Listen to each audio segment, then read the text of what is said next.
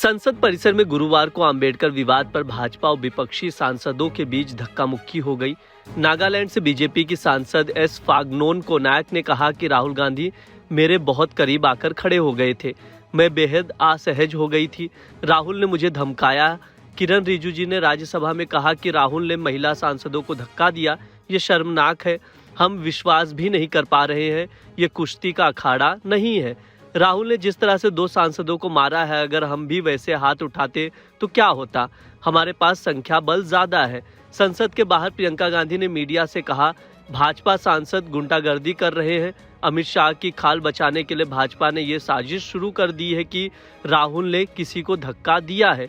मेरी आंखों के सामने खड़गे जी को धक्का दिया गया, वो जमीन पर गिर गए। मैम, राहुल जी के खिलाफ complaint Rahul ji B R Ambedkar ji की फोटो लेकर शांतिपूर्वक जय भीम के नारे को बोलते हुए संसद में जा रहे थे।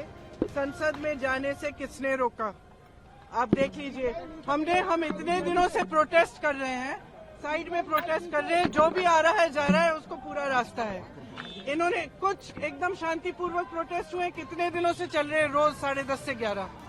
आज पहली बार इन्होंने प्रोटेस्ट किया, सबको रोक दिया और उसके बाद धक्का मुक्की और ये गुंडागर्दी। और अब सिर्फ अमित शाह जी की खाल बचाने के लिए ये अब इन्होंने साजिश शुरू की है कि भैया ने किसी को धक्का मारा, ये वो। मेरी आंखों के सामने आप सबने देखा होगा, खड़गे जी को धक्का मार के जमीन पे गिराया। उसके बाद एक सीपीएम के एमपी को धक्का मारा, उनके ऊपर गिरे, खड़गे जी के ऊपर। मैंने सोचा टांग टूट गई होगी, कुछ हुआ होगा, क्योंकि उनके चेहरे से दिख रहा था कि उनको चोट लगी। फिर हमने कहीं से कुर्सी ढूंढ के हम लाए उनके लिए। अब आप खुद ही देख रहे हैं, यहाँ पे रोज खड़े हैं, हम रोज प्रदर्शन कर रहे हैं 10:30 से 11। आज तक कुछ नहीं हुआ है। ये सब साजिश है। इनसे हमने पूछा, ये जो हमें रोक रहे थे, हिम्मत है तुम्हारे में? अगर अम्बेडकर जी को चाहते हो, जय भीम बोलो।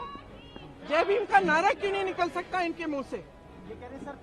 नारा क्यों नहीं? कौन सा पैसेज? आपने खुद देखा, हमारे सामने सारे खड़े थे और हमने कुछ कहा भी नहीं।